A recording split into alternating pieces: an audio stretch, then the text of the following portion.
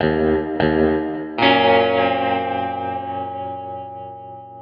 to bring on our next guest. We've been waiting to get him back on here, trying to get him back on the show. He covers Michigan State and the Lions, so a great fit. He works for Lions on SI and has a Michigan State podcast. Unfortunately, not as fun as I was hoping it was going to be to talk about the Spartans, but we'll talk about that a little bit with Emmett Matavosky.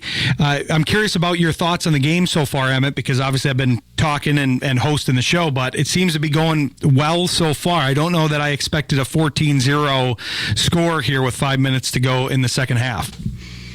Yeah, just watching this game, 14-0, if you told me heading into this game, 14-0, 5 minutes to go in the first half, I'll take it. But watching this game, it's almost frustrating in a way because the Lions have gotten to the Buccaneers side of the field and shot themselves in the foot twice with that fourth down turnover, in addition to turning the ball over with a fumble on the 40.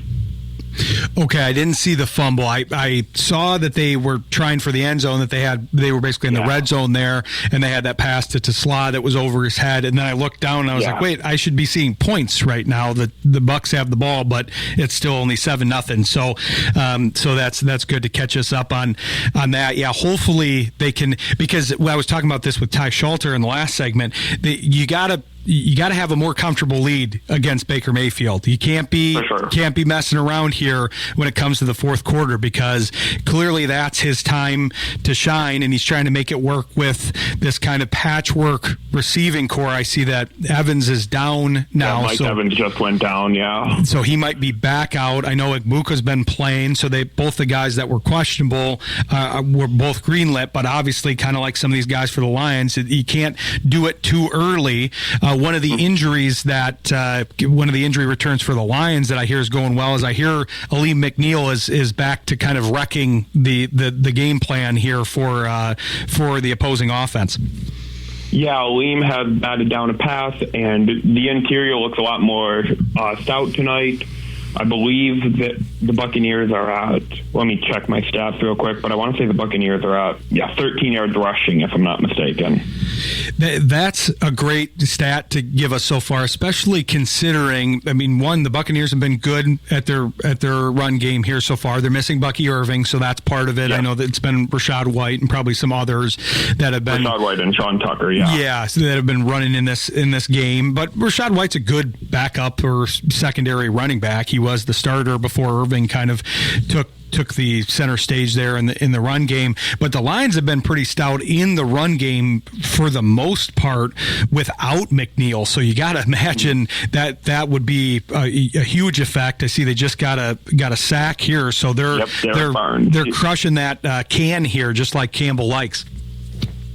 Yeah, that's something the Lions have been able to get after the quarterback, especially against the Ravens with that 7-sack performance. But that was the one thing they hadn't gotten this game really, was getting to Baker Mayfield and making him uncomfortable in the pocket. And then this third down, one blitz finally got home. You hope that it can take the weight off everyone's shoulder, that expectation to kind of see the sacks build and make more sacks. Are you surprised by the cornerback play? Because, I know you said there were some missed opportunities on the offense, but to hold this offense, who does get its two biggest targets back in Igbuka and Evans, that's impressive with guys that were mostly either way down on the depth chart or not even on this 53-man roster at the beginning of the season. Yeah, I'm very pleasantly surprised. Rock Yassin is looking really good right now. I know he got whistled for the PI earlier, but he also he's been targeted 2 other times where he's batted the ball away or pushed Mike Evans out of bounds. So Rock Yassin is looking really good tonight. And Yassin was a guy I always thought should have gotten more of a chance in the league, and through injuries, he's able to have that chance to prove himself, and I think he's proven himself more than serviceable so far. And then I want to say it's Eric Hallett at safety as well, stepping up with both Kirby Joseph and Brian Branch out tonight. Yeah, you've got Hallett, and I think Harper was in that Harper, other. Yeah, Thomas Harper, the Raiders waivers claim at the roster cuts. Yeah, those were the two safeties, and I think then they had Mollett in the mix as well as kind of like the nickel. Nickel with Avonte Maddox out. That's incredible. I mean, to even have those guys and be able to identify them and have them in there, because one guy that I'm seeing in the shot right now is Whiteside. That was a guy that at least went through camp, and I'm surprised that they elevated some of those guys over Whiteside, who at least had more of a camp than a few of the guys that are starting now. Yeah, Whiteside went through camp with the Lions, but he was cut as part of the cut down when the Lions cut all the way down to 50 players. And he was just brought back 2-3 weeks ago, I want to say. He was just brought back when DJ Reed went to injured reserve. Exactly. He was one of the first ones that they brought back on, but I'm surprised. I thought he showed pretty well in the preseason. He was pretty aggressive. He seemed to fit what they needed, but he is younger, and he'll probably need a little bit more seasoning here to get thrown into the game. But have we seen have we seen Flowers or anybody else in there? Not that I recall, but also I'm watching TV broadcast, so obviously you don't have that all-22 view to get a better glimpse of who the corners are and everything. It's very different from, say, Michigan State when I'm in the press box and you can get that all-22 and say, hey, this player's out there. You kind of are at the mercy of the TV broadcast.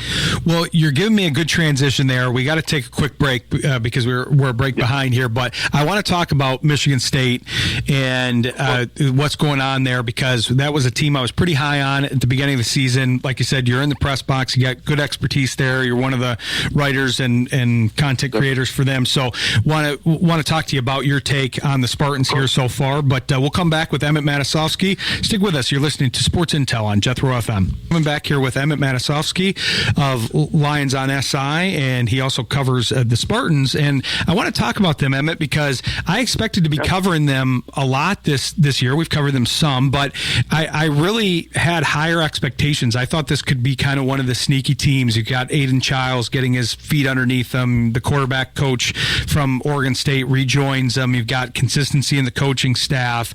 You've got a lot of transfers coming in. It just felt like that could be in what I kind of thought was going to be a wide open Big Ten. I was right about that. I thought Ohio State would be good. I am just so you know, I am a Hoosier grad, so I won't. I know. I was going to bring that game up for you because you had a lot to cheer for on Saturday. It's still. I was just telling them in studio here. It's still weird for me. I don't know what to do with a good football team as a Hoosier fan. It's still. It's like non-conforming in my brain to a degree. But they've got a good coach and they've got a good system. But I really thought State was going to be one of those teams that would be on the rise, kind of like the Hoosiers were last year with Smith coming in and having another year. Yeah. But now we're talking about replacing him, and so I'm curious your thoughts on that whole thing. Yeah, it's just been a very frustrating year for the Spartans. You come in, and I would say the general feeling was your floor for this team is a 5-7, 6-6 squad, but you're hoping for that 7 wins. You're hoping for 8-4. Maybe if you're a little delusional like I was at the start of the year, you're hoping for a 9-win season. But now it's just a matter of you're questioning if the Spartans are going to win another game, and the team. After the first game against USC, where the first conference game against USC, where the Spartans looked really good, obviously defense was very lacking, but the Trojans have one of the best offenses in the nation. Mekhi Lemon might be the best skill player in the country. You put up 31 points to the Trojans at a game that was kicked off at 11 p.m. Eastern time, and you feel really confident. Then Nebraska, the team storms back from down 14 early. And after a third down play where Raiola hit a guy for a 40-yard gain, it just feels like the team's been permanently deflated since. Just watching from the press box, the game against UCLA, the team looked borderline unrecognizable. It just looked like a team that was phoning it in. And kind of got some of their mojo and swagger back for the Indiana game. They got 2 scores on the opening drive, but it's just not the same team that you really saw against USC. It's not the same team you saw for those first 3 quarters after an awful start against Nebraska. It's a team that is struggling to find identity, and you see the staff rotating around players. And my personal frustration is that there seems to be a lot more priority on playing seniors than playing any underclassmen. I've been keeping track of this all year, being in the press box for every game. The Spartans have played a player eligible in 2026, so a junior or below, at safety once since week 3. And so you're looking at a team that's struggling and floundering, and then their entire secondary is seniors. And so if anything, by the playing time distribution, you're saying it's getting worse without the portal, and that is maddening and frustrating as a writer for this team. I understand. I think the higher expectations were a bit warranted with the players that they retained and then the players that they acquired, because we were talking about that in comparison with Indiana in the studio here, because Cignetti is doing so much with the players he brought over from James Madison and some of these smaller schools, and I realize that he's done this at all the other levels and not everybody can do that, but clearly there's a belief there in Cignetti, in the program, in what he's doing, and I thought Smith would be able to do something similar because he's done that other places. He did that at Oregon State, but it just doesn't seem to be happening that way, and I'm wondering what you think of kind of the thought. I mean, Franklin's already gone. We're talking about moving on for some of these other coaches. Is it too early to have that conversation, or is it time to be talking about that with the fact that that they're losing steam here? I wouldn't say it's too early to be talking about it, because if a system and scheme is not working, it's not working. At the same time, you have to look at the buyout for Jonathan Smith, just looking at it in the terms of if you want to move on. Obviously, no inside sources or anything saying that, oh yeah, he's moving on, etc. This is just looking at it from a perspective. You have to see that Jonathan Smith has a large buyout. I believe it's the 3rd or 4th biggest in college now with James Franklin's firing. But you have that buyout you have to do. You have to get the money to field a competitive roster where you're going to be replacing a lot of players, because there is a buy-in to Jonathan Smith with most of the players on that team. There's a reason why they retained a lot of players from their squad in 2024. So you have to look at replacing almost the whole roster of players with the NIL collective trying to get more people to come in and buy in. And then you have assistants to buy out. Then you have to hire the new coach in the first place. And then you have to look at the job market in general. This is a very competitive market when you have Penn State open, you have Florida open. Florida State, they said they're keeping Mike Norvell till the end of the year, but there's no assurance beyond that. Wisconsin might be the same way. There is a lot of really good jobs that are going to be open, and the question becomes, with buying out, if you buy out Jonathan Smith and all the assistants and everything, what money does that leave you to acquire a top-end coach when you have places like Florida, places like Penn State, with donors willing to open the pocketbook to acquire one of those top coaches? That leaves another opening available for a school that could be in the pecking order above Michigan State, for example. I think that's always the question to ask, because it does really depend. And when you talk about moving on from a coach, my first question is, well, who are you going to be able to get instead? Because it's one thing to want to move on, but it's also another to know who you're going to be able to get on the back side of things. Yeah. And I know people automatically move to Franklin because he just got released and fired by Penn State, but to have him move in conference to Michigan State with all those factors that you're talking about, I don't know if I see that as the obvious move for him, but you never know how these things work out. So it's interesting to talk about. I didn't think we'd be having this conversation at this point in the season, I have to say. No, I would not think I would be having this conversation either. And like a coach like Franklin would be amazing for the Spartans, in my opinion. I know some of my tweets have been a little inflammatory and against Franklin, but when you look at potentially having to accept losing the big game, that is a much better cry than what the Spartans have been putting out, with them being the only team in the Big Ten to not make a bowl game since 2022. And so obviously a 9-3 potentially being your 7-5 being your floor, 9-3 ceiling is a lot better than when you're looking at down the barrel of a potential 3-9 year, your second one in a decade. Obviously, that's frustrating as a fan, as even as a writer. It's a lot easier to be able to build, in a way, build your own brand and, generate hope with this team when the team's doing well.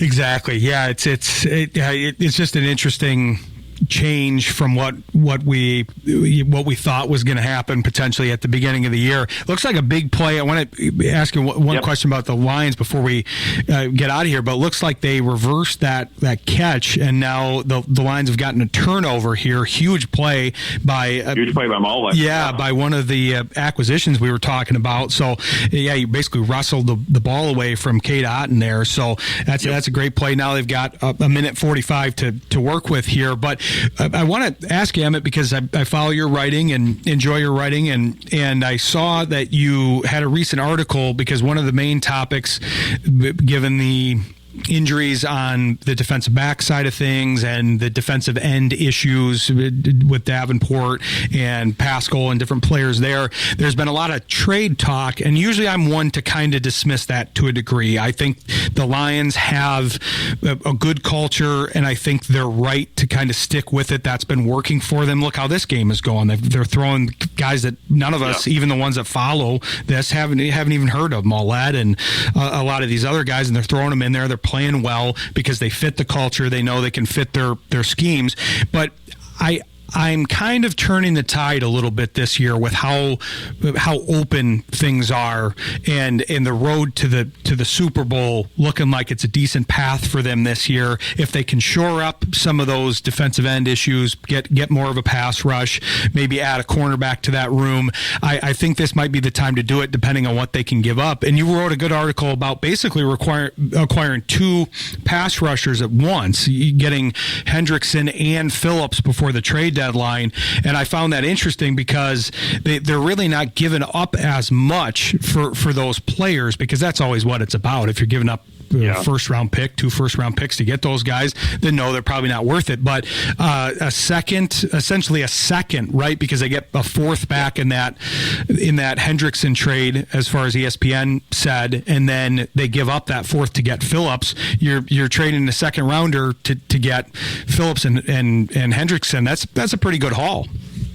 Yeah, that just looking at that one, that would be a dream come true. My drawback, I graded the proposed trade for Hendrickson an A or an A+, because when you're in the Super Bowl window that the Lions are, they have to pay, I believe, Jahmyr Gibbs. There's a lot of money that they have to start spending next year for contract extensions.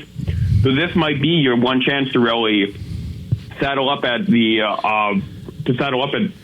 trade deadline and see who you can acquire to make a legitimate push for the Super Bowl. So Trey Hendrickson, for example, put another guy alongside Hutchinson. Then you have Muhammad, Davenport, assuming he's able to return to play this year. That is a loaded defensive end room. And then you add Phillips. My concern with Phillips, I believe I gave that one a C, is just an injury history that this is a Lions team that it feels like someone has a voodoo doll, and acquiring a guy who has missed 22 games in the last 2 years feels like you're just asking someone to play with that voodoo doll again. We'll get friend of the show, Dr. Jimmy Liao, on the voodoo doll case here. I feel like he'd be a good one to talk to about that. He might be able to track that down. But no, I know how you feel. I mean, they've been fighting injury issues. Obviously, last year we know how that whole season went with all the defensive injuries, and now, I mean, to be down basically 7 of 8 defensive backs from what you started with at one point, and then the defensive end issues. A lot of people would say, well, hey, Davenport has has not really proven he can play a full season for a while, but there's still some reinforcements that they may need there. So I thought that was an interesting take and an interesting article. But I appreciate you joining the show here. It was fun to do the watch along with you. Fun to talk some Spartans, some Lions. We'll have you back on to do both of those things, probably on the new show here that I'll have with Shane, the Extra Point show, because that's where the football coverage will move to. But be sure to tell people where to follow you here, because I know you're in a few different places. Yeah, so to follow me, I would recommend the main place to keep up with me is on Twitter, E_Matasovsky 57. That's E_MATASOV like Victor, SKY 57 on X or Twitter, whatever you call it. Then the Spartan Shadows podcast on YouTube, as well as also on Twitter. I believe it's MSU Shadows Pod.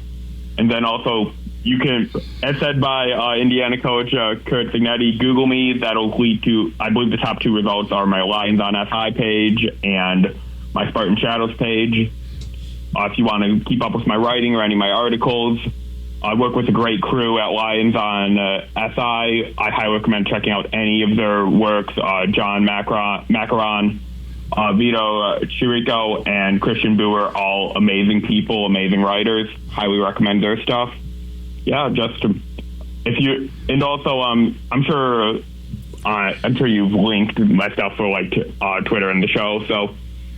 Yep, it's on there. Yeah, I put it on the feed to promote things, and then it'll also be when we share the podcast when it comes out. When Rex releases that, it'll be on there. So yeah, be sure to check Emmett out. I did Google him, and those are the first 2 results because I pulled up his writing earlier today for the show. So I like the Signetti quote. But yeah, appreciate you joining us, and we'll be sure to have you back on here as the season rolls on. All right, thank you very much for having me on. All right, thanks, Emmett. We'll talk to you soon. Thank you. All right.